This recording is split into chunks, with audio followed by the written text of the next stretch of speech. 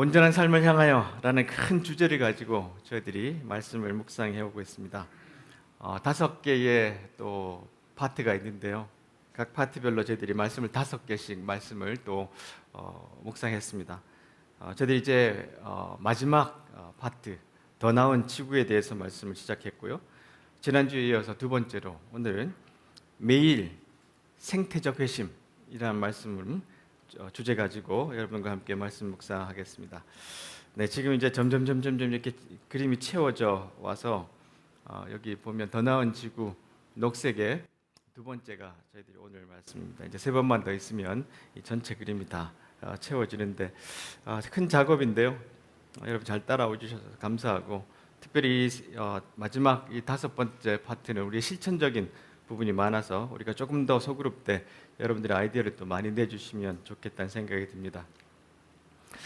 아인슈타인이 이런 말을 했습니다. 우리가 창조한 세계는 우리 사고방식의 산물이다.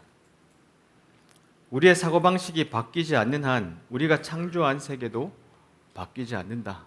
이게 너무나 당연한 말이죠, 그렇죠? 우리가 생각하는 대로 우리는 세상을 창조하고 생각한 대로 그 삶을 살아갑니다. 그래서 무엇을 바꾸려면 이 사고방식이 바뀌어야 돼요. 그러면 조금 이제 또 벌거벗은 세계에서 한번 해보겠습니다. 역사로 좀 넘어가서 여러분 이게 이제 무슨 그림이냐면 여러분 바티칸이라는 곳에 가시면 이 아테네 학당이라는 라파엘로가 그린 그림이 그려져 있는 것을 볼 수 있습니다. 중심에 두 사람이 있는데 저 사람이 누구냐면 이제 손을 이렇게 높이 들고 민머리에 이렇게 수염이 하얀 사람이 플라톤이고요. 그 옆에 있는 젊은 사람이 그의 제자 아리스토텔레스입니다. 그래서 이쪽 이제 플라톤 쪽은 플라톤의 파, 또 이 아리스토텔레스는 아리스토텔레스 파 이렇게 해서 많은 철학자들을 여기다 그려놓은 아주 대작입니다. 근데 여기 자세히 보시면 플라톤이 손가락을 이렇게 들고 하늘을 가리키고 있잖아요. 이게 무슨 이제 표시냐면 이데아를 가르칩니다. 이데아가 뭐냐 하면 이제 그 플라톤의 이데아는 영원한 진리는 저 이데아라는 곳에 있다. 이 세상은 그냥 보여주는 그림자다. 이렇게 이야기를 했습니다. 쉽게 이야기하면 우리가 이제 토끼가 많이 있잖아요.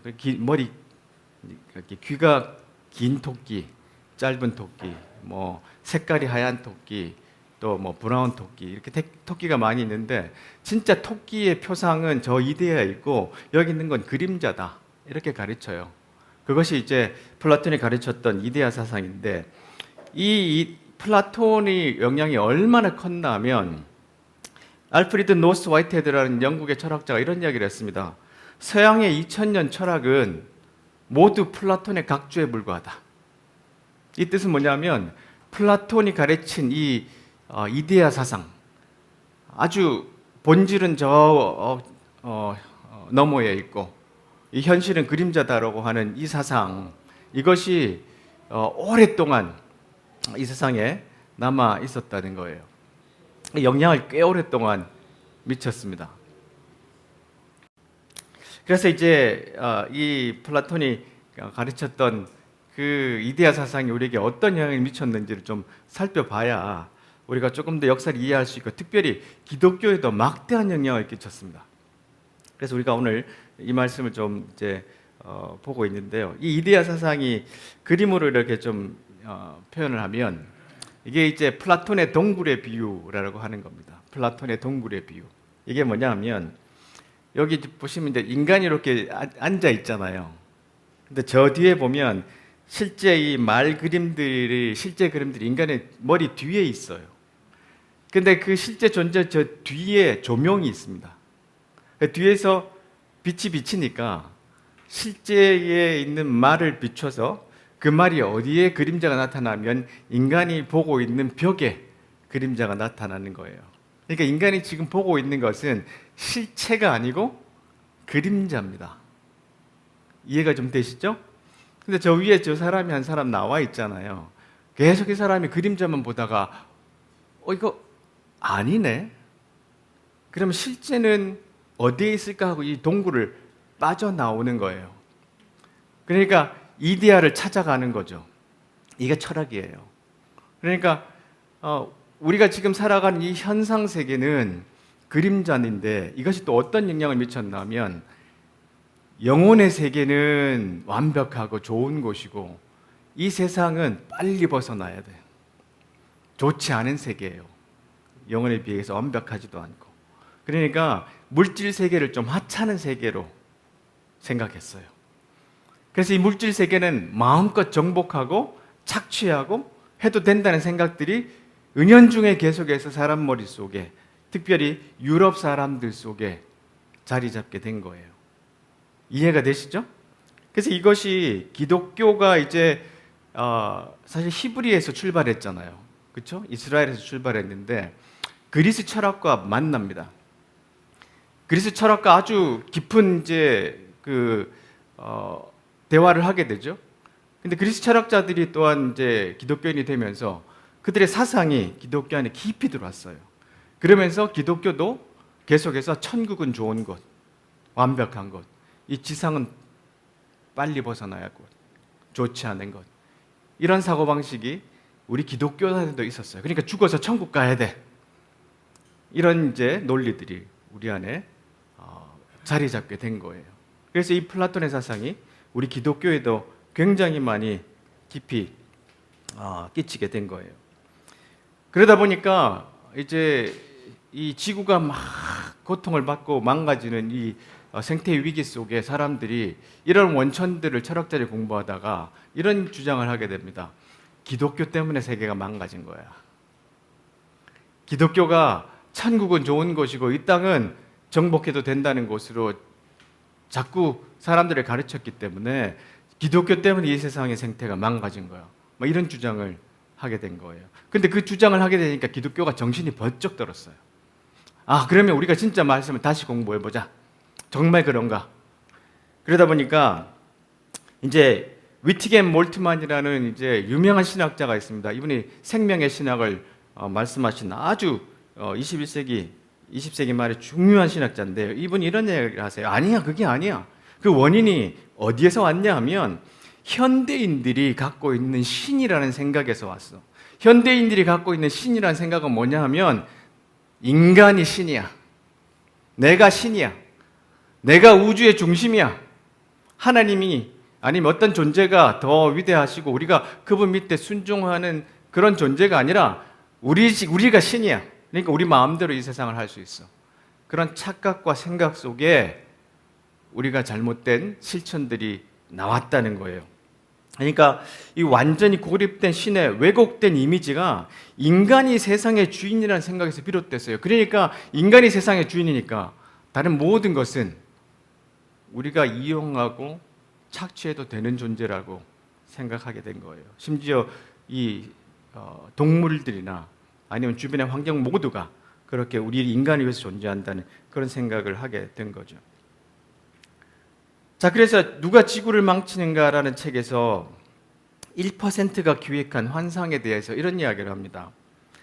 지구의 한계를 넘어서 계속 정복하고, 지구에는 분명히 한계가 있는 행성이잖아요. 그렇죠? 그런데도 그것을 넘어서 정복하고 그것으로 부족하면 또 다른 탈출구를 찾는다는 생각은 오늘날 팽배해 있는 환상을 더욱 부추긴다. 이게 어떤 방식으로 시작이 된다면 영국에서 산업혁명 같은 것들이 일어나잖아요. 그러면 이제 물건들이 너무 많아져요. 팔 데가 없어요. 그리고 이 물건을 만들려면 원자재가 필요해요. 그럼 어떻게 하느냐? 식민지를 만드는 거예요. 식민지를 만들면 거기서 원자재를 착취했을 뿐만 아니라 우리가 만든 상품을 그들에게 팔 수 있어요. 무한으로 확장할 수 있는 생각들이 이 유럽에 500년 동안 생긴 거예요. 자, 그래서 이 환상에는 인간과 지구가 일체라는 인식과 지구가 우리의 유일한 집이라는 인식이 결핍되어 있게 된 거예요. 우리가 처한 위기는 사실은 지구를 식민화하면서 다양한 문화를 파괴한 결과이자 식민화 과정에서 유발된 파괴에 책임을 지지 않는 결과라는 인식도 결여되어 있고요. 과거의 탈출은 또 다른 식민화를 불러왔는데 지구를 탈출해 다른 행성을 식민지로 삼는다고 하더라도 지구를 식민하는 과정에서 등장했던 정복과 지배라는 논리만 되풀이하고 올 것이다. 혹시 여러분 인터스텔라라는 영화 기억나시나요?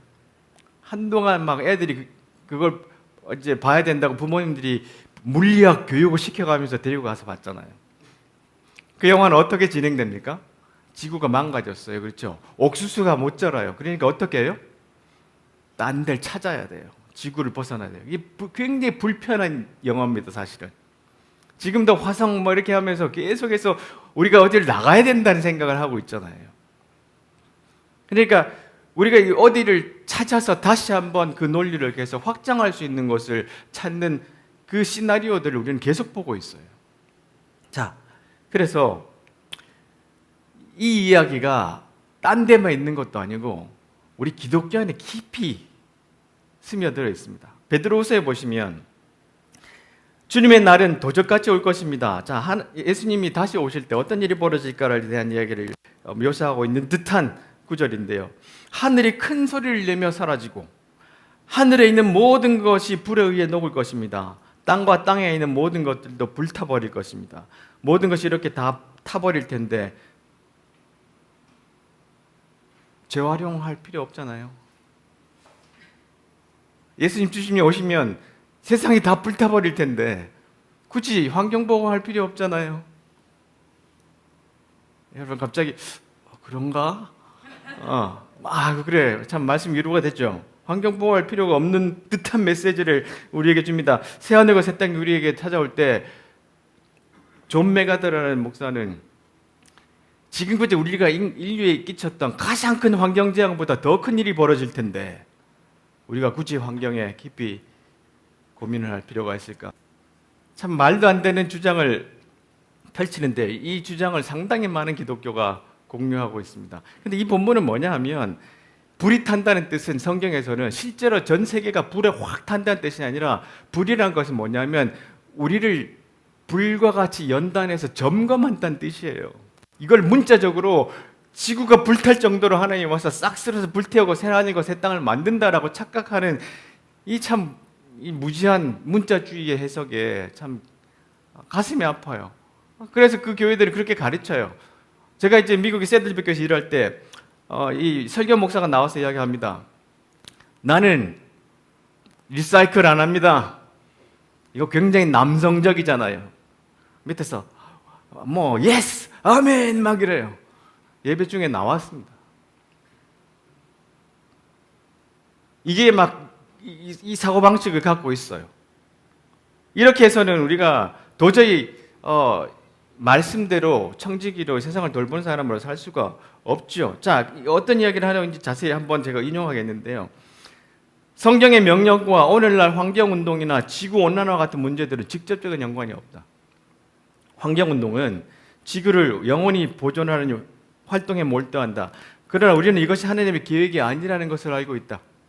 우리가 사는 지구는 영원히 존재하는 행성이 아니다.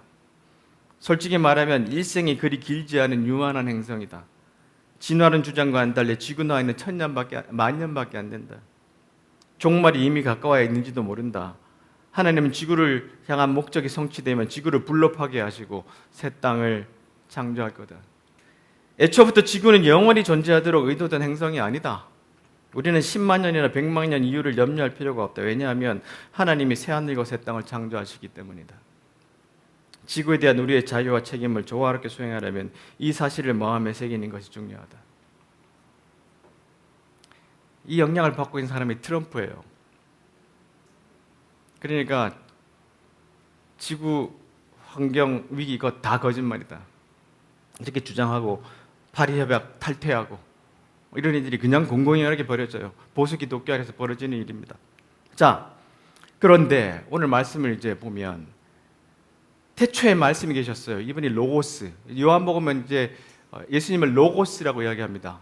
왜냐하면 요한복음은 헬라인들을 향해서 쓴 이제 말씀이거든요. 이 헬라인들은 로고스가 전 세계를 주장하는 지혜라고 이야기하잖아요. 예수님이 그 지혜인데요. 그 예수님이 그냥 저 천상에 있는 지혜가 아니고 이데아에 있는 지혜가 아니고 사람의 몸을 입고 이 땅에 오셨다고 이야기해요. 근데 그분이 누구냐 하면 우주를 창조하신 하나님이시라는 거예요. 이게 우리가 믿는 진짜 예수님의 모습이에요. 보세요. 어느 종교를 보면 신이 직접 사람의 몸을 입고 이 땅에 온 종교가 있습니까? 잠시 왔다가 뭐 이렇게 그 형태로 나타났다 그런 신화들이 있겠죠. 사람의 몸, 자기가 만든 피조물의 모습을 직접 입고 이 땅에 33년을 사셨다가 사람들을 치유하시고 십자가에 죽으시고 부활하셨잖아요. 우리는 그 종교를 믿고 있는 사람들이에요. 보세요. 그분을 통해서 모든 것이 지어졌고요. 그분 안에는 생명이 있고 그분은 참빛이었고 이 세상에 그분을 통해서 모든 사람들이 지음을 받았다는 거예요. 얼마나 놀랍습니까? 그러니까 신이 예수님으로 하나님의 아들로 이 땅에 오셔서 이 땅을 밟으신 종교를 믿고 있는 게 우리예요. 예수님이 걸으신 그 모든 것을 예수님은 새롭게 하시고 거룩하게 하셨잖아요. 제가 어떤 영화를 보다가 예수님의 그 영화는 여러 개 있잖아요. 복음서를. 한 번은 충격을 받았던 것이 예수님이 십자가에 골고다에서 죽으시고 난 다음에 예수님의 옆구리에서 피가 손과 발에서 피가 뚝뚝뚝뚝 떨어지면서 이제 나중에 비가 오는데 그 골고다에서 그 예수님의 피가 이렇게 씻기면서 쭉 강이 되어서 이렇게 강 쪽으로 흘러가면서 퍼져나가요. 그 이미지가 어릴 때 봤는데 아직까지 남아있어요. 아, 그렇구나. 예수님의 보혈은 믿어서 천국 간다는 이미지도 있지만 온 세상을 거룩하게 만드는 거구나. 그게 예수님이 적시신 이 세상의 거룩함이구나. 그리고 우리가 성만찬을 하잖아요. 성찬식에 참여할 때 여러분 우리가 그 피를 또 이렇게 나누잖아요. 그렇죠? 온 세상 사람들이 믿는 기독교인들이 그것을 기념하잖아요. 신이 물질을 입고 이 땅에 오셨다가 그것을 거룩하게 하셨어요. 우리는 그런 종교를 믿고 있습니다. 그래서 우리는 어떻게 해야 합니까? 바로 예수님께서 내 이웃은 누구냐라고 물었던 그 말씀을 조금 더 확장해서 해석할 필요가 있어요.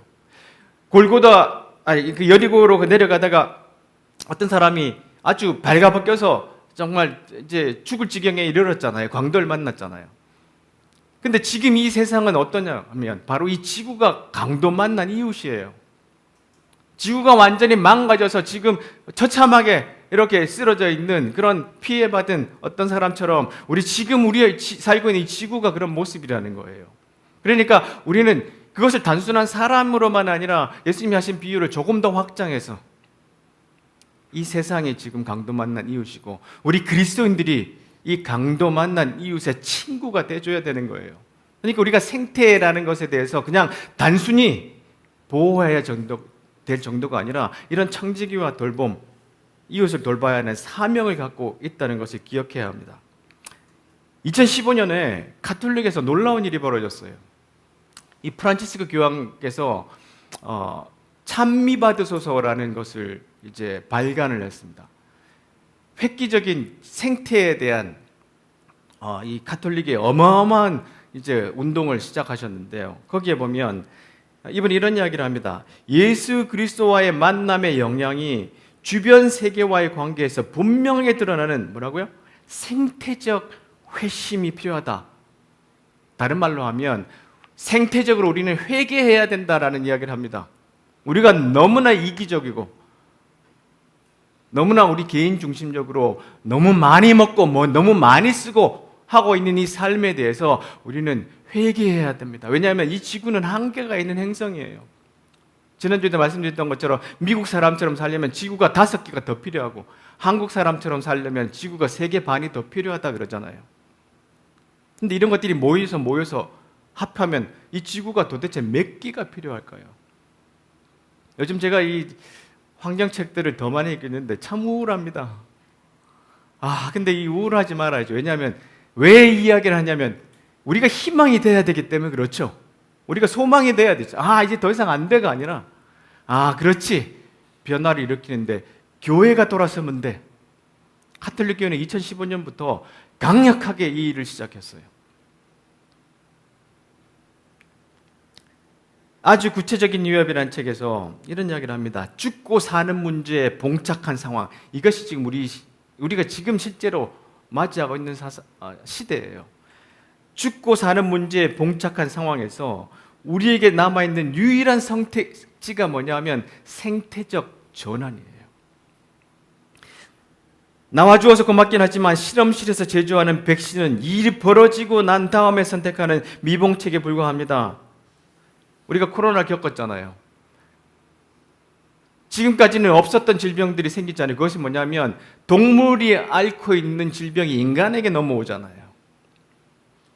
왜 그렇게 됐어요? 환경이 파괴가 되니까 그동안은 동물이 앓고 있던 병들은 동물에서 끝이 났어요. 근데 이제 인수공통 전염병이 돼버린 거예요. 사람에게 건너와요.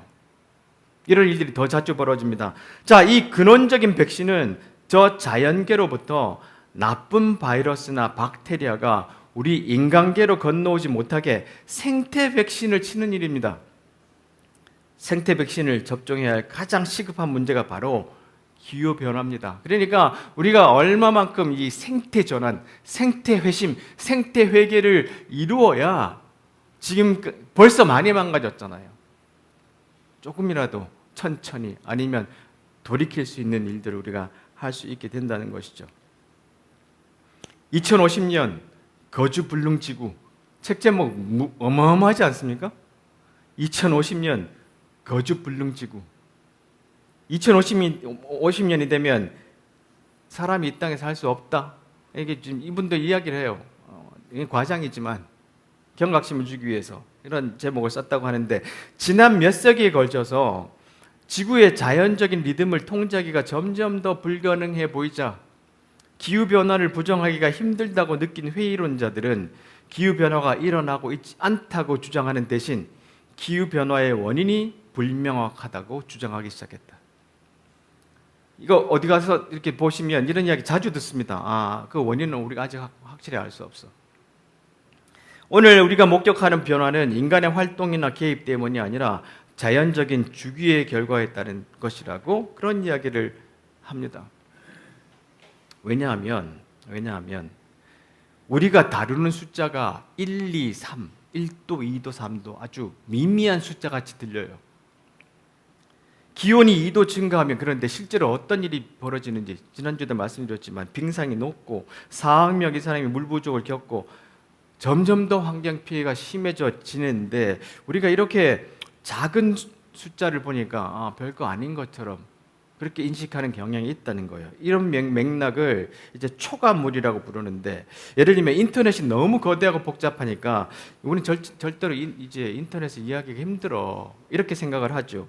그래서 이것을 그냥 시간에 적용해 보면 이 최악의 결과가 먼 미래에 나타날 거니까 우리가 그 영향이 미치는 것을 너무나 과소평가해요.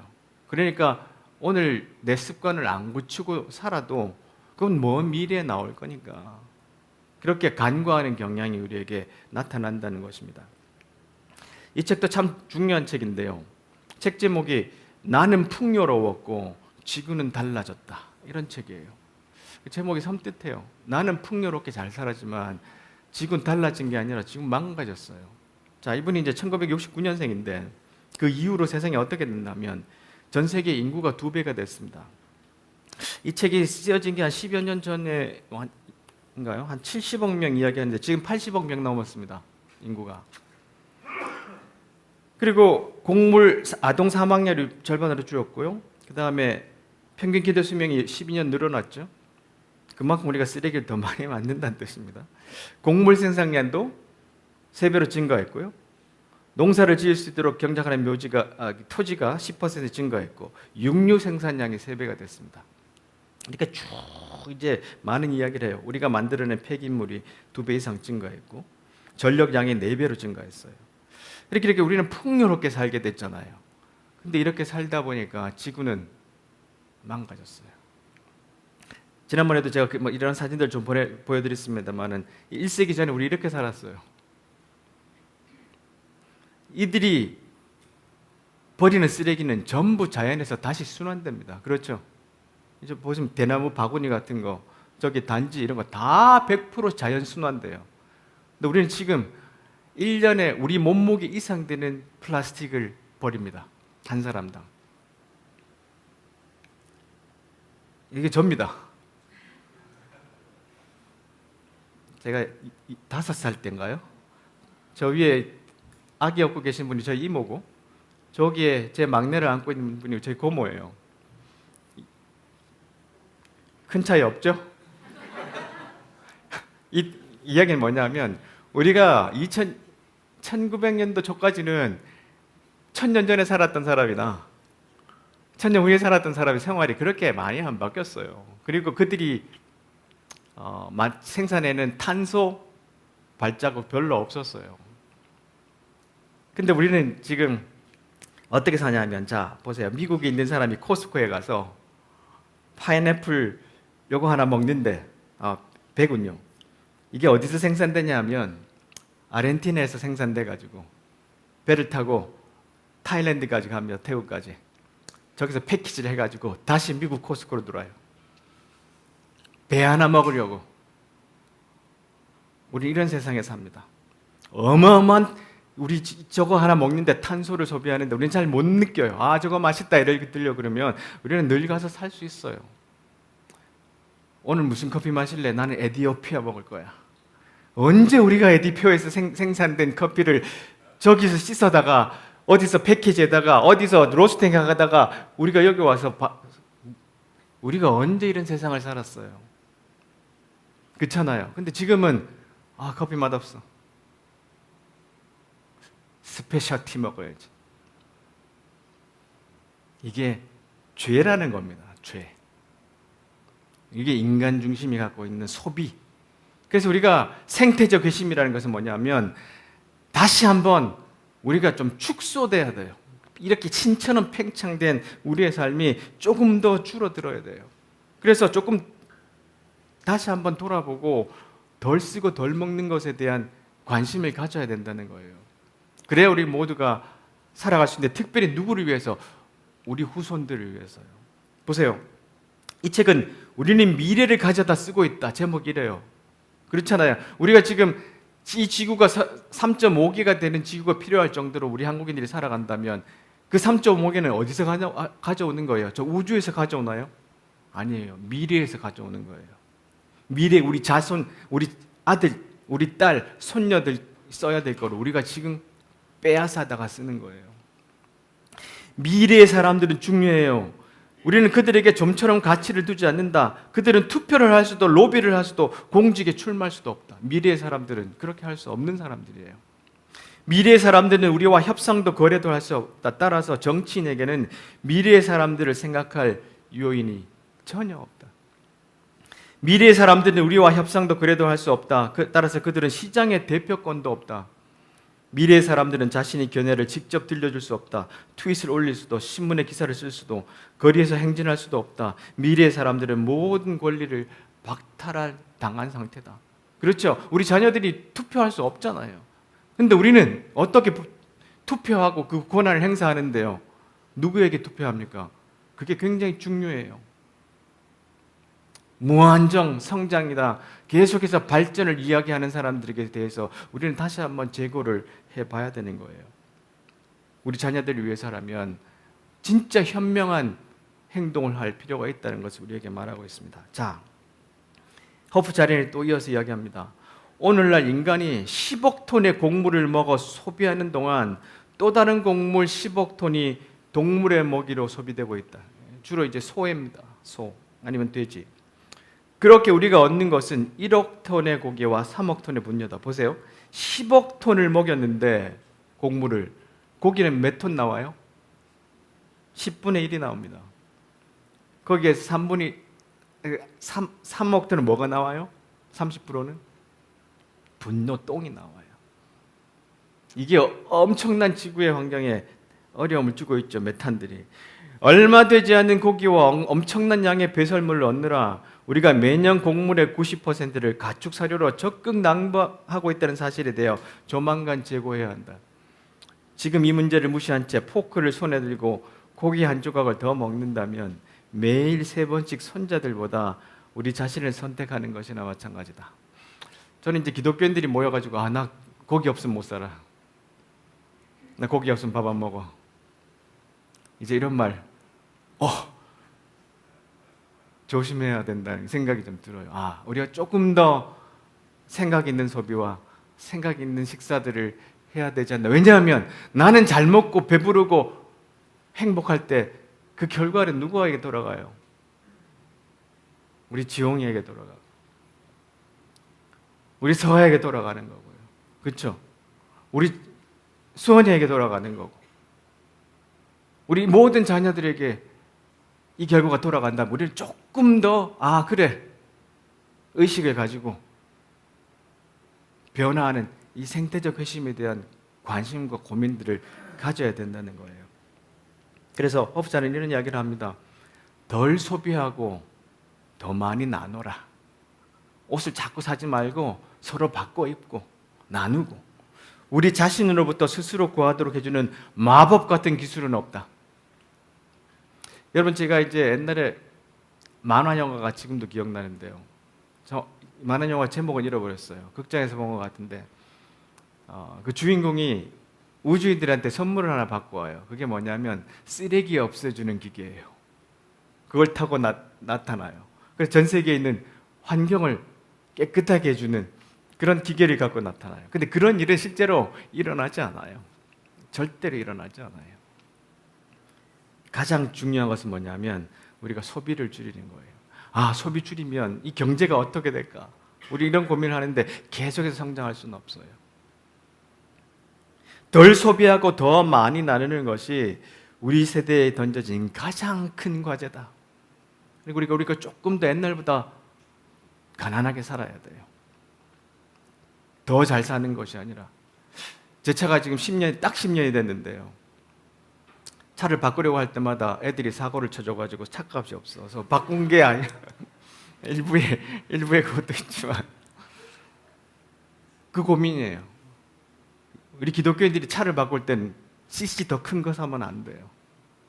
그러니까 우리가 생각 있는 소비를 하기 위해서 고민을 하자는 거예요. 자, 그래서 말씀을 이제 이 찬미 받으소서라는 그 프란체스코 교황 기도문으로 마치려고 그러는데 보세요. 하늘과 땅과 그 안에 있는 만물의 창조주이신 하나님, 하나님께서는 저희를 당신의 모상대로, 당신의 모습, 형상대로 창조하시고 모든 피조물의 동반자로 삼으시고 복을 내리시어 저희 모두가 함께 자라게 하셨습니다. 저희 마음을 열어주셔서 하나님의 선물인 피조물을 돌보게 하시고, 이 부분이 참 마음에 와닿아요. 우리 공동의 집, 지구가 우리 인간만 아니라 우리 모든 생물의 공동의 집이에요. 우리 모두의 공동의 집인 지구가 모든 피조물들의 집이요 미래 세대가 살아갈 집임을 깨달아 이 집을 보존하는데 앞장서게 하소서. 저에게 용기를 주시어 기후 위기를 극복하기 위하여 연대하고 공동선을 추구하는 구체적인 노력을 기꺼이 받아들여 참된 생태적 회개를 이루게 하소서. 지금 어느 때보다도 저희 모두가 서로 연결되어 있음을 절감하여 지구의 울부짖음과 가난한 이들의 부르짖음에 귀 기울이고 응답할 수 있게 하소서. 우리 주 그리스도를 통하여 비나이다. 아멘. 자, 이제 전체적인 기도를 좀 설명해 드렸는데요. 이제 가톨릭이니까 하느님 이렇게 부르잖아요. 그러니까 뭐 우리는 하나님으로 바꿔도 되고요. 여러분들이 이 기도문들 우리가 지금 예배를 마치면서 동시에 다 같이 한번 읽어보려고 그래요. 그래서 우리가 이것들을 새기고, 오늘 말씀의 본문이 여기서 나왔는데 생태적 회심, 우리가 조금 더 회개해야 되는 삶을 살아야 되는데, 그것이 단순히 주님 제가 누구에게 나쁜 말을 한 어떤 개인적인 회개에 그치는 것이 아니라 우리가 살아가면서 남긴 수많은 생태적 환경 오염에 대해서 끼친 이 삶도, 우리의 욕망의 중심에서 이루어진 이 삶도 함께 회개하고 다시 한번 변화된 삶을 살게 해 주십시오 하는 일들이 있기를 바라고요. 함께 이 기도문 읽겠습니다. 시작. 하늘과 땅과 그 안에 있는 만물의 창조주이신 하나님, 하나님께서는 저희를 당신의 모상대로 창조하시어 모든 피조물의 동반자로 삼으시고 복을 내리시어 저희 모두가 함께 자라게 하셨나이다. 저희 마음을 열어주시고 하나님의 선물인 피조물을 돌보게 하시고 우리 공동의 집인 지구가 모든 피조물의 집이요 미래 세대가 살아갈 집임을 깨달아 이 집을 보존하는 데 앞장서게 하소서. 저에게 용기를 주시어 기후 위기를 극복하기 위하여 연대하고 공동선을 추구하는 구체적 노력을 기꺼이 받아들여 참된 생태적 회개를 이루게 하소서. 지금 그 어느 때보다도 저희 모두가 서로 연결되어 있음을 절감하여 지구의 울부짖음과 가난한 이들의 부르짖음에 귀 기울이고 응답할 수 있게 하소서. 우리 주 예수 그리스도를 통하여 비나이다. 아멘.